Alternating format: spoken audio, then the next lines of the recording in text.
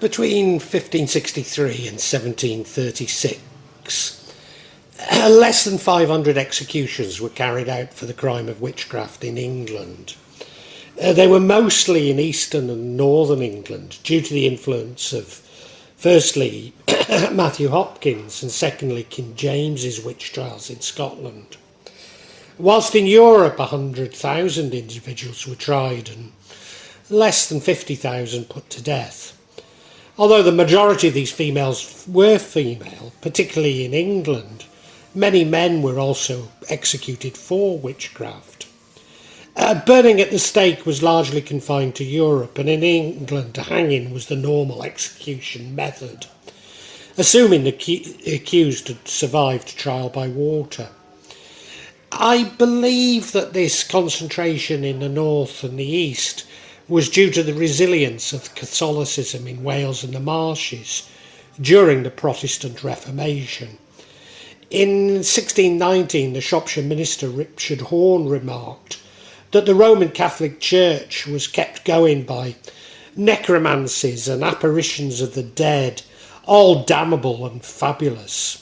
In fact, I've previously argued that witchcraft or cunning folk were much more tolerated in Wales and the Marches. The infamous Richard Morris, 710 to 793, popularly known as Dick Spot, because of a large black spot near his nose, was a cunning man. Born in Bakewell, Derbyshire, he's known to have moved to Shrewsbury in 1860 and then on to Oswestry, presumably due to greater tolerance here in the West. And my view on the absence of witch trials is supported and maybe indirectly shaped, because I wasn't aware of him at the time, by Gary St M. Nottingham, a local expert on occult, who suggests that witchcraft accusations were rare in Shropshire. In his book Welsh Borders Witchcraft, a rendition of the occult history of the Welsh Marsh. Having said that, there were a few witch trials in the marshes. There is some evidence of witch trials in Chester, often with a distinctly political motive. Nottingham argues that Mrs. Foxall, who I've mentioned in previous vlogs, burning in the dingle, was not due to witchcraft, but for treason, as poisoning her husband was considered a treasonable offence at the time. And Nottingham also suggests that no witches were actually executed in Shropshire, apart from maybe Bessie of Belle Vue in 1570, whose actual verdict has been lost. Only 3 other trials were held in Shropshire. All were given a not guilty verdict. These being in 1659 Janet Wright, 1663 Joseph Wright, 1666 Maria Davys. According to Nottingham, when Gwydion Plank, a witchfinder, arrived in South Shropshire, he was tied to a tree and killed. And when the pricking time did tell, the finder came from fiery hell to ride this earth of monstrous beasts and lay down for the devil's feast. And now the ghoul he wanders still to find a child that bears him ill. For Gideon Plank will find you out. He is coming, have no doubt. Unfortunately, the existence of Gideon Plank is disputed, and he's listed as a hoax by Wikipedia.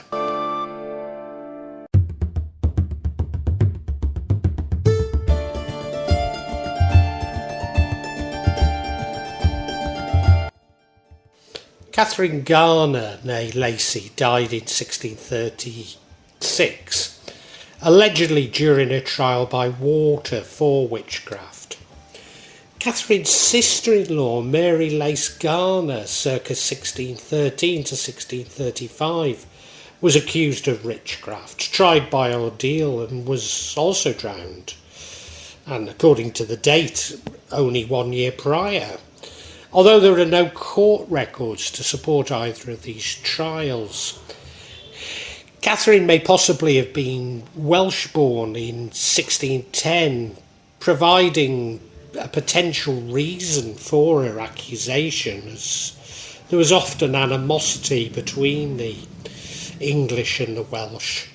Her husband Richard was baptised at Stanton Lacye near Ludlow, and a Richard Garner owned a sawmill in Dorrington, land on Wenlock Edge, and a farm at Acton Scott.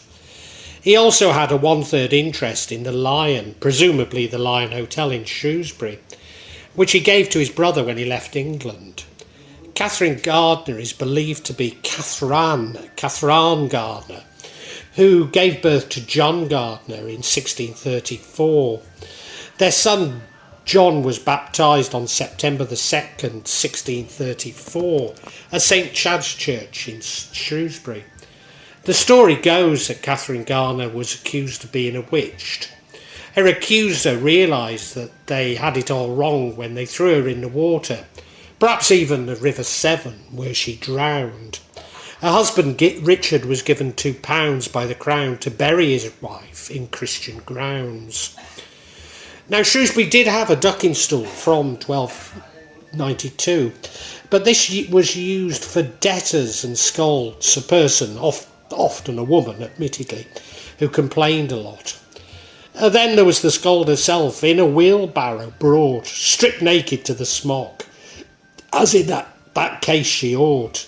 Neat's tongues about her neck were hung in open show, and thus the cucking stool this famous scold did go. Many claim, including my fellow vlogger Third-Rate Content, that this was located at the Welsh Bridge, although originally it was in front of the old market in the square, which had originally been boggy land. There are also records of a ducking stool at Marton Pool. A scold's bridle, Scotch bridle or branks, was commonly used in Shropshire, and again this was largely used on women to prevent them from talking. It could therefore also be used to prevent a witch from uttering curses. As a child, I remember well a branks on display on Rowley House Museum, but I don't think I associated it with witchcraft. In fact, I seem to remember finding it amusing that it was to stop women from speaking. Yes, those were more sexist times, I guess. A Richard and John Gardner arrived alone in Jericho County, Virginia, by 1637 as immigrants sponsored by William Farrar. If they were the husband and son of the Shrewsbury Kathryn, and she was killed, her death would provide a plausible reason for Richard's emigration. It would also explain why they arrived without an accompanying wife and mother.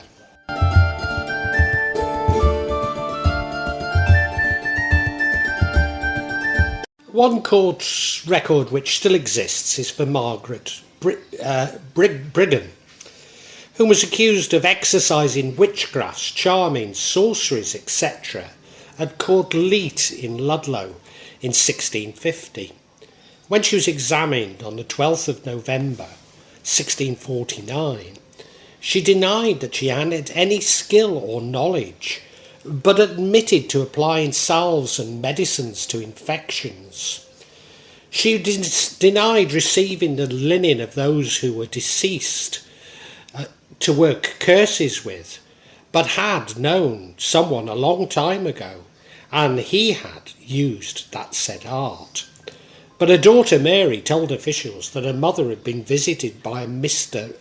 Goodwin of Ashford and Francis Watkins of Richard's Castle. She had heard the former be described as a wizard or charmer, and some had called her mother a wise woman. The witnesses, Margaret Jones and Joan Gilly, also provided statements saying that her herbal treatments had not worked, but they did not go into any further details. The case seems to have been brought out of their jealousy or an attempt to be reimbursed for the ineffective treatment. It also appears to be linked to tensions during the Civil War, with the Royalists being keen to display their concern for the accusations, as was much more common amongst the parliamentarians. There's no record of the verdict. In a history of Shrewsbury by Owens and Blakeway of 1825, there is a reference to Mother Agave of Castle Foregate, who was punished in the Corn Market for going about to bewitch and enchant a cat of hers with a disease from a neighbour's sow, and yet notwithstanding the sow died of that said disease. This is believed to have taken place around 1579 or 1580, therefore earlier than the main witch hunts. Alice Glaston, circa 1535 to the 13th of April 1546, was an 11-year-old girl from Little Wenlock who was hanged in Much Wenlock. The crime for which she was hanged is unknown, but it's speculated that she was either accused of murder or witchcraft. Sir Thomas Butler, vicar of Much Wenlock, records Glaston's burial at his church, which suggests that the crime was not actually witchcraft. The Shrewsbury Chronicle reported a singular case of superstition in September 1884, over a decade after it was accepted that witches did not exist. A child's mother said she kept the little girl at home because she had a dread upon her in consequence of having 3 children in succession dreamed of baking bread. She had lost other children on each occasion, had similar dreams before the child died. Owing to a dream, she kept the girl away from school and refused to allow her to leave the house.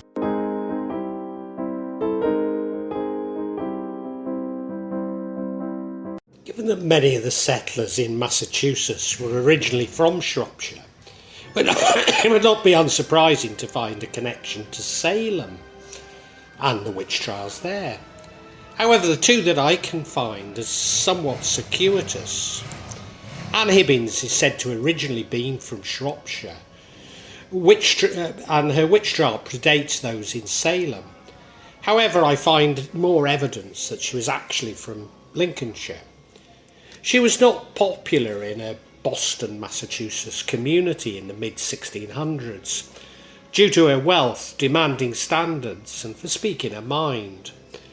Her second husband, who became a deputy for Boston to the General Court, and her brother was Governor Bellingham.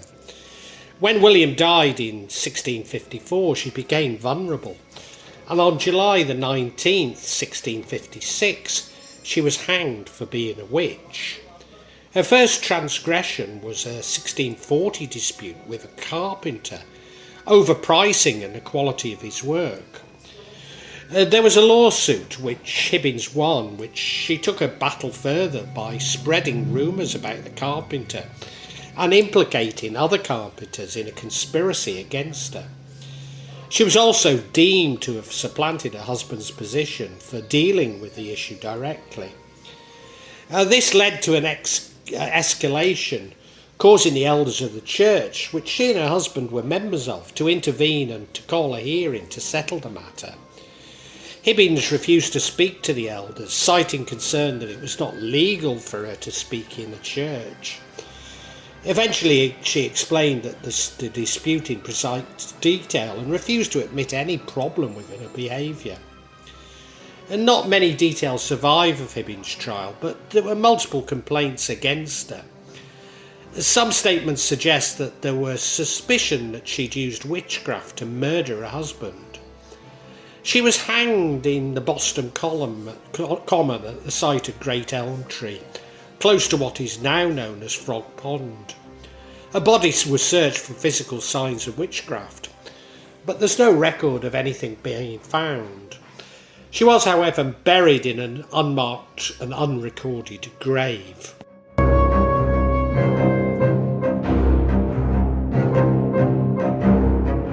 Lawrence and Cassandra, née Bernal, Southwick, were originally from King Swynford, then in Staffordshire, but very close to the Shropshire border, especially a part known as Shropshire Detached, which included nearby Halesowen and indeed Oldbury.